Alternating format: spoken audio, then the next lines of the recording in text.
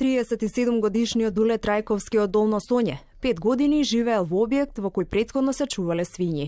Откога браќата и мајка му од различни причини го напуштиле и отишле да живеат во друг град, Дуле останал да живее во оваа куќа, рушевина која во секој момент ќе го затрупа.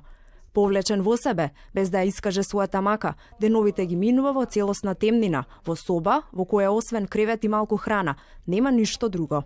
Мака мачи и со покривот, кој при најмал дожд протекува, а нема ниту прозорци. Каде спиете? Моментално на овој кревет. А кесите за што Ова ви служат? храна ми е, ова е само што ми е храна. Тоа е. Само толку имате останато од храната? Да, толку. Тука седев, брат ми едно време ми избрка. Па тука седев. Свинјарникот. Колку време сте живееле тука?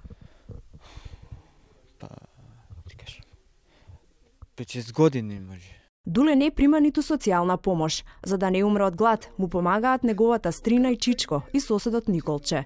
Тие велат дека може да му дадат храна, но немаат доволно финанси да го издржуваат. Мизерни ние се на нас пензиите, така да не можеме, немаме услови да му помогнеме на тоа дете. Греота ми, че седнам дома леп да јадам, мислам на него. Му помагаме, му даваме храна. Едноставните работи, ама не е тоа. Од Министерството за труд и социјална политика вела дека ќе испратат екипи на терен и ќе го известат Центарот за социјална помош. И покрај настојувањата, Телевизија 24 не успеа да стапи во контакт со градоначалникот на Сопиште.